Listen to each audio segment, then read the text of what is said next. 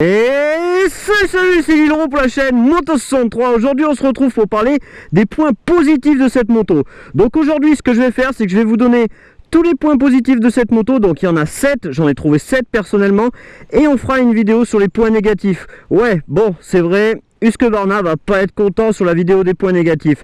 Mais moi je vous ai dit que je vous donnerai pas, que s'il y avait des points négatifs, je le dirai. Donc aujourd'hui on est bien d'accord, c'est celle des points positifs, et la semaine prochaine je vous sors celle des points négatifs.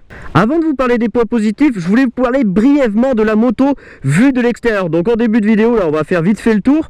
Donc de l'extérieur, on pourrait voir beaucoup de points négatifs. Enfin moi c'est ce que j'ai vu la première fois que j'ai vu cette moto. Je me suis dit un look de café racer scramble, oui ça y a pas de souci, elle a le look.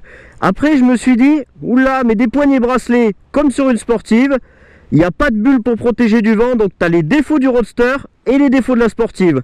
Mais ça c'est ce que l'on peut croire, parce que franchement au niveau des poignées bracelets on n'est pas du tout comme sur une sportive. Regardez, je vais vous amener, on a des poignées bracelets qui sont mais carrément beaucoup plus écartées et elles sont beaucoup moins descendues vers le bas, donc ça donne une position entre le roadster, entre la sportive. Moi je dirais c'est un roadster assez sportif. Enfin de toute façon c'est un café racer, ni plus ni moins. Bon, ce qu'on va faire c'est qu'on va prendre la route, on va la démarrer, et comme ça pourra vous permettre de voir toutes les qualités qu'elle a. Il y en a 7. Alors ce que je vais faire, c'est qu'avant d'aller démarrer, on va commencer par le 7e point que j'avais noté, c'est le pot d'échappement. Moi je dis c'est une qualité parce qu'un pot d'échappement d'origine comme ça, je le trouve plutôt joli, pour voir qu'il est en norme Euro 4 par rapport à la gamelle du GSX-R qui est complètement dégueulasse. Là ils sont arrivés à faire un truc carrément potable, ce qui permet de pas forcément avoir à changer, à acheter un Akrapovic. Enfin ça c'est mon avis. Après je sais pas, vous me direz dans les commentaires si vous le trouvez joli ce pot ou pas. Après c'est vrai que si on a les sous de se mettre un Akrapovic, pourquoi pas, j'ai envie de dire. Allez c'est parti, on part directement sur la route. Bon, c'est vrai que la sonorité, elle est pas ouf avec le pot d'origine, mais après personnellement moi j'aime pas les motos qui font énormément de bruit. Enfin je me moque un peu de vous parce que bon, j'ai un RSV4, il fait du bruit comme je sais pas quoi, mais bon, bref, plus ça va, moins j'aime les motos bruyantes. Bon, quand on sort du magasin, qu'est-ce qu'on s'aperçoit directement?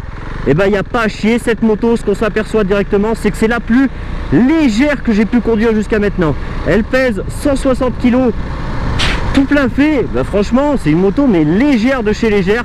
Vous allez pouvoir prendre de l'angle, vous allez pouvoir coucher votre moto, vous mettre dans les virages tranquille, virevolter, un coup à droite, un coup à gauche sur le virage. Franchement c'est le premier point qu'on voit, c'est la légèreté. Donc pour moi c'est le premier point positif et le mieux de cette moto. Donc le deuxième point positif, le frein. Alors attendez, ce que je vais faire, c'est que je vais me garer juste là et je vais vous montrer ce frein avec un disque de 320 mm et un étrier Brembo. Franchement il freine trop bien. Alors vous allez me dire, on va couper la moto, regardez ce bel étrier Brembo. Vous allez me dire, ouais mais Husqvarna, regarde c'est un café racer, ils ont mis un disque à droite mais ils n'ont pas mis de disque à gauche, c'est pas un double disque, ça doit mal freiner. Oui, sur une RSV4 qui fait 200 chevaux, c'est utile de mettre deux disques. Mais là, franchement, il n'y a aucune utilité. Et en plus, elle freine super bien. Alors, quand je vous dis qu'elle freine super bien, c'est que je vais vous montrer là. Ce qui est pas mal, c'est qu'il est très très progressif. Alors, bien sûr, la progressivité, ça ne vient pas que du frein. Mais aussi, ça vient surtout du mètre-cylindre qu'ils ont mis. Alors, hop, je fais demi-tour. Parce qu'on se retrouve avec un frein très très progressif, c'est-à-dire que quand vous allez arriver dans votre virage, vous allez pouvoir garder du frein et le lâcher progressivement, ce qu'on ne peut pas faire des fois avec certaines motos qui demandent au niveau du pilotage beaucoup plus d'exigence. Alors là le virage il est quand même très très serré, mais regarde, hop là je viens freiner, regarde j'ai encore du frein, hop je peux continuer à le garder. Alors après là c'est difficile de vous le faire en parlant bien sûr, hein. Surtout qu'en plus aujourd'hui c'est un tout petit peu mouillé, donc on va pas faire le fou non plus. Bon, maintenant je vais vous parler de quelque chose de plutôt évident, c'est marqué sur la fiche technique, c'est le traction control. Alors beaucoup vont dire oui mais ça augmente le prix de la moto, le traction control, du coup ça sert à rien pour 75 chevaux.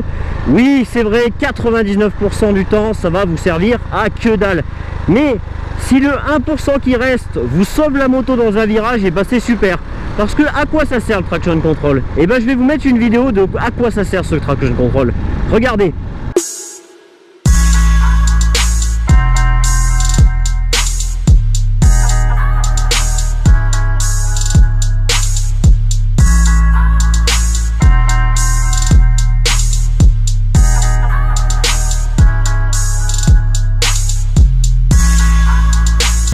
Voilà, donc maintenant vous avez compris à quoi sert ce traction control. Donc je me dis, maintenant que vous le savez, vous allez peut-être vous dire, bah, sur ma prochaine moto, il me faudra un traction control, ça va m'assurer une sécurité. Bien entendu, si vous n'en avez pas, et ben c'est pas grave, on a fait 20 ans sans traction control, voire 30, 40 ans pour les plus anciennes motos, personne s'en souciait. Mais c'est quand même un gage de sécurité aujourd'hui d'avoir un traction control sur une moto. D'ailleurs, c'est la norme parce que tout le monde aujourd'hui sort ses motos avec un traction control. Vous remarquerez que toutes les motos qui sont en train de sortir en ce moment, eh ben il y a un traction control. Enfin voilà.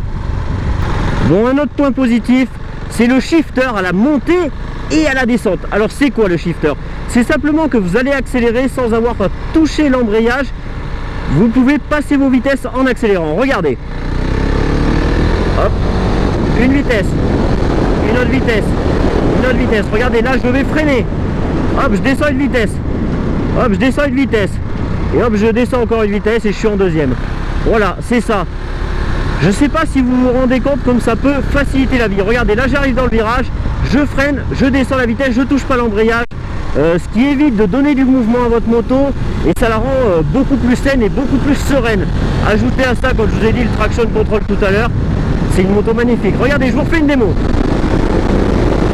Hop, je viens de passer la vitesse, je freine, hop, je descends la vitesse. Donc voilà. Et on va ajouter quelque chose de pas mal à ce shifter à la descente. Je vous expliquerai plus tard sur une autre vidéo comment je le trouve, s'il fonctionne bien ou pas. Mais ce qu'il y a de pas mal avec le shifter à la descente, c'est qu'en général, quand vous freinez avec votre moto, vous avez comme du frein moteur. Vous voyez ce que je veux dire? Et avec le shifter à la descente, cela vous enlève ce frein moteur. Et franchement, ça vous fait un bien. Vous rentrez comme une balle dans un virage et vous ressortez comme une balle, tout simplement parce que vous avez une vitesse de passage très élevée. Regardez, je vais vous montrer. Vous voyez là, voilà, là si je descends une vitesse, ça va mettre un coup de frein moteur. Regardez, j'embraye, hein. Voilà. Vous savez, c'est un peu comme ceux qui sont en piste, les motos GP. Vous savez, elles rétrogradent et en même temps, elles font wong, wong, wong, wong.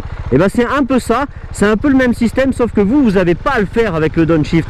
Ça le fait tout seul. Alors je trouve que c'est quand même une grosse évolution d'avoir ça sur une moto de 75 chevaux. Husqvarna, on voit qu'ils aiment mettre de la qualité sur leur moto. Ça, on le sent. Vous allez sûrement me demander, mais est-ce que cette moto, elle a un anti-dribble? Oui, elle en a un, et c'est encore un point positif. Enfin, ce n'est pas un anti-dribble, c'est quelque chose qui ressemble à l'anti-dribble, c'est le MCR. Le MCR, vous allez me dire, mais c'est quoi ça? Eh bien, c'est une régulation du frein moteur. Alors, c'est à peu près le même principe qu'un anti-dribble, mais c'est pas tout à fait pareil. Après, je vais pas rentrer dans le technique au niveau de la mécanique, mais tout simplement, si vous tombez 2 vitesses, votre pneu à l'arrière, il va pas faire, il va pas se mettre à déraper. Voilà, c'est ça. C'est-à-dire que ça va réguler votre roue arrière pour qu'elle ne glisse pas. Donc je trouve ça plutôt pas mal. Ou sinon, si elle glisse, ça sera vraiment progressif, un peu comme une glisse en supermotard, tout simplement. Le problème, c'est qu'il n'est pas réglable à différents niveaux. Et d'ailleurs, cette moto, elle va s'adapter à votre mode de conduite. Alors, c'est-à-dire, vous voyez, là, vous pourrez régler les suspensions à l'avant comme à l'arrière. Ce que vous ne trouverez pas, exemple, sur une KTM. Même si c'est la même firme, on voit que Husqvarna veut vraiment taper dans le haut de gamme et dans la qualité. Et ça fait plaisir d'avoir une moto de qualité. Quand on a une Husqvarna, on a vraiment une moto de qualité. Alors c'est vrai, ça fait très commercial de dire ça, mais franchement, honnêtement, je le pense. Pouvoir régler ces fourches, c'est vraiment sympa parce que vous allez pouvoir les régler par rapport au manuel, donc suivant votre poids, suivant la conduite que vous allez avoir, si c'est soit confort, si c'est soit sportif, si vous êtes en duo. Et ça, c'est carrément un plus, parce qu'une moto qui est entre guillemets pré-réglée, c'est légèrement chiant, hein. Je le dis honnêtement, c'est légèrement chiant.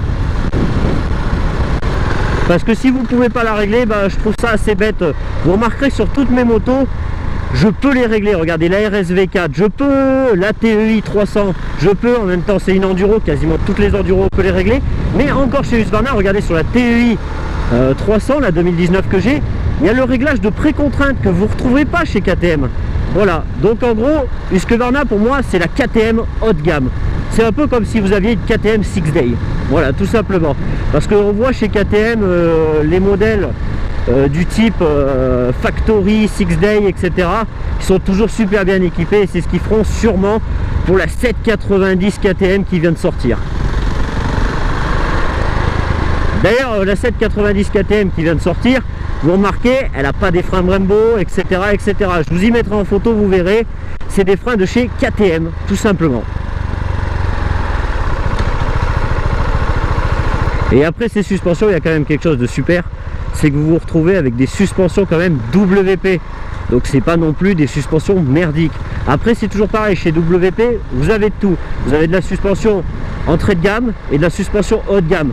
Là pour moi, ils sont dans le milieu de gamme, ils sont sur des fourches quand même plutôt pas mal. Et vous pourrez, avec cette moto, avoir une conduite quand même sportive et comment dire, assez énergique. Donc je vous dis ciao ciao et j'espère que vous aurez aimé cette vidéo sur les points positifs. Allez, salut salut!